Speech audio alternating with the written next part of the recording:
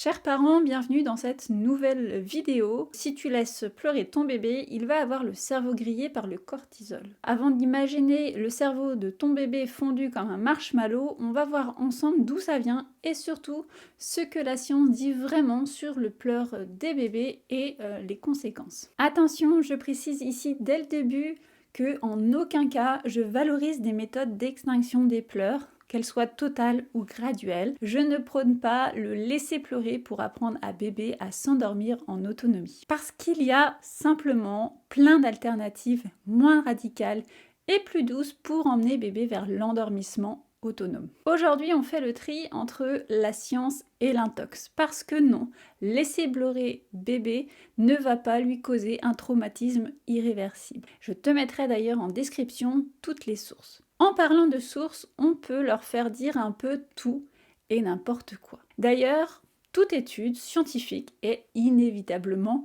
orientée, même si bien sûr le but des chercheurs est en principe de veiller à un maximum d'objectivité. L'une des études souvent citées pour dire que les pleurs sont toxiques vient de l'étude menée par Wendy Middlemis. L'objectif de son étude était d'analyser la désynchronisation hormonale du cortisol entre la maman et son bébé quand la maman n'entendait plus son bébé pleurer. Elle a mesuré le taux de cortisol de 25 dyades mère-bébé où ceux-ci étaient hospitalisés pour mettre en œuvre une méthode d'extinction des pleurs. Les bébés étaient couchés dans leur berceau et devaient s'endormir seuls.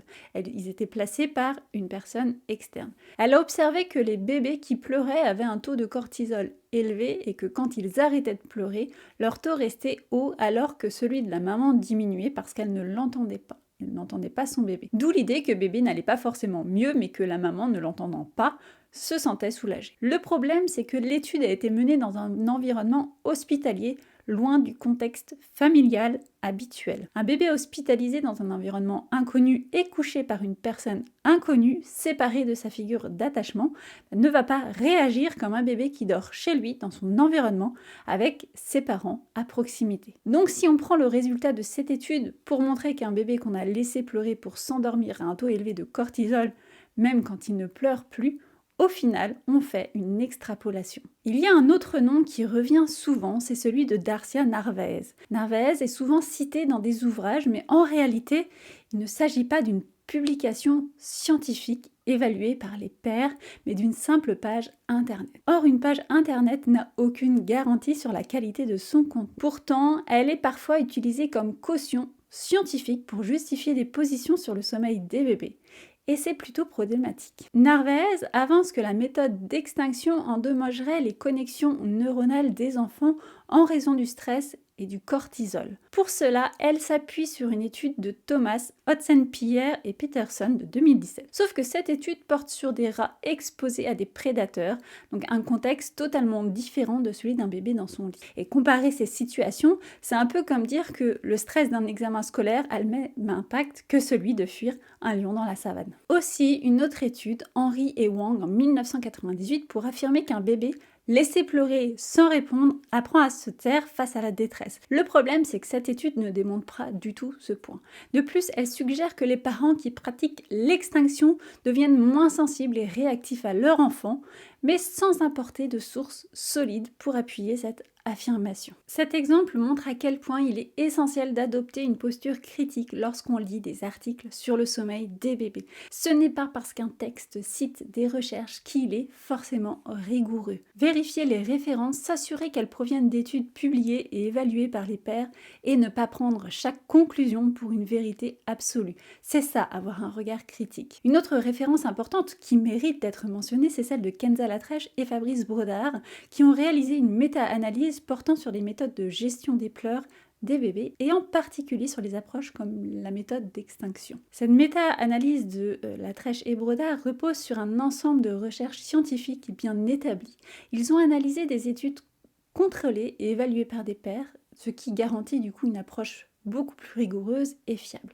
Et cette analyse met en lumière les différents effets des méthodes d'endormissement, y compris celles où les parents laissent pleurer leur enfant. Contrairement à certaines affirmations alarmistes, cette méta-analyse ne montre pas de preuves concluantes que la méthode de l'extinction a des effets délétères à long terme sur le développement des enfants. En revanche, elle souligne que ces méthodes peuvent être efficaces et à court terme aider les parents à gérer le sommeil de leur bébé tout en prenant soin de respecter certaines conditions de mise en œuvre, après 6 mois, voire 1 an. Latrèche et Brodard insistent sur le fait que l'approche choisie par de nombreux parents dépend de facteurs dont les valeurs, leur situation et le bien-être de l'enfant. Ils soulignent que quel que soit leur choix, il est important d'accompagner les parents de manière informée en leur donnant des outils pour évaluer des différentes options et choisir celle qui leur convient. Maintenant, parlons du cortisol, parce que ce n'est pas un poison. En fait, c'est une hormone qui est essentielle et qui nous aide à être alerte et à réagir au stress. Sans cortisol, tu serais un peu en mode mollusque toute la journée. Cette hormone, elle est connue comme étant l'hormone du stress, mais elle est bien plus que ça. Le cortisol contrôle le métabolisme des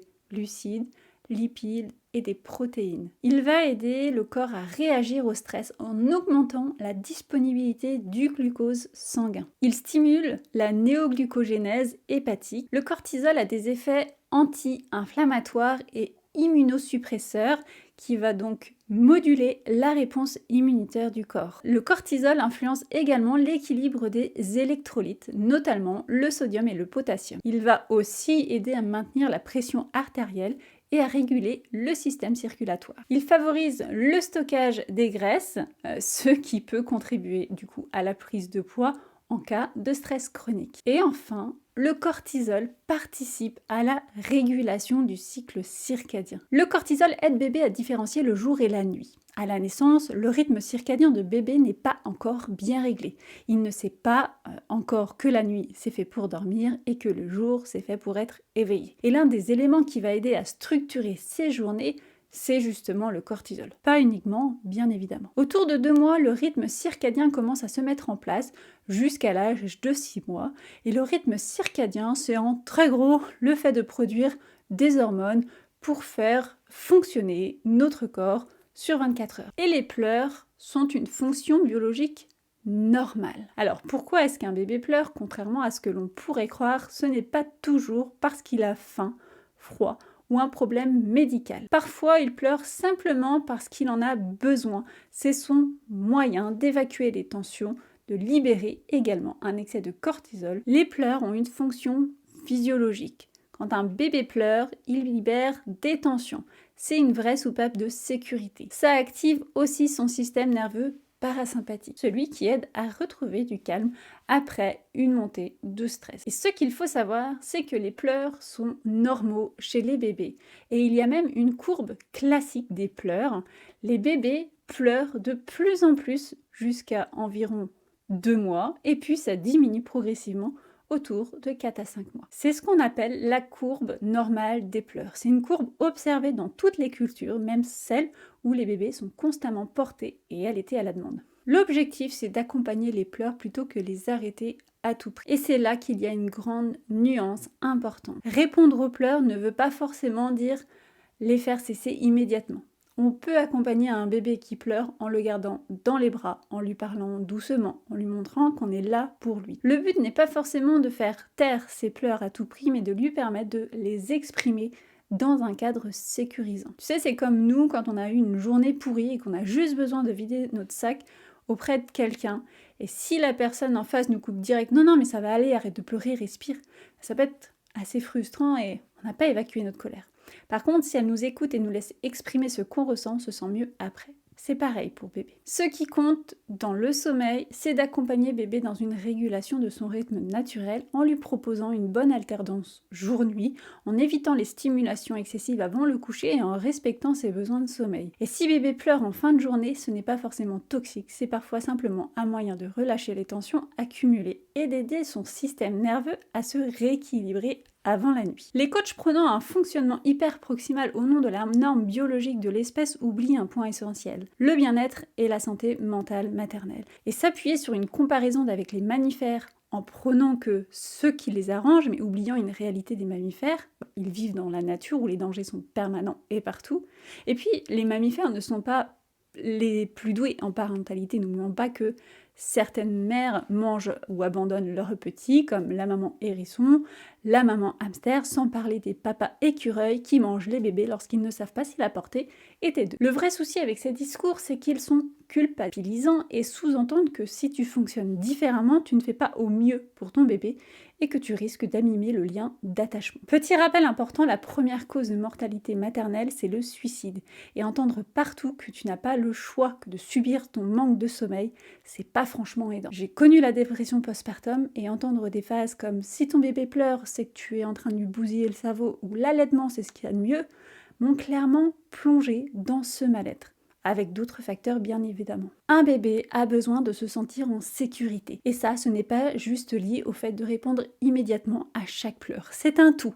Un cadre rassurant, des interactions positives, une présence bienveillante. Et toi, en tant que parent, tu as aussi besoin d'un minimum de repos pour pouvoir assurer tout ça. Parce qu'un parent en burn-out, ce n'est pas non plus l'idéal pour l'attachement. Mais alors que faire avec les pleurs de bébé? Accompagner sans forcément endormir dans les bras ou au sein. Tu peux être présent sans forcément endormir ton bébé dans tes bras à chaque fois. Parfois, il a juste besoin de sentir ta présence, de savoir que tu es là. Accepter que pleurer ne signifie pas non plus souffrance.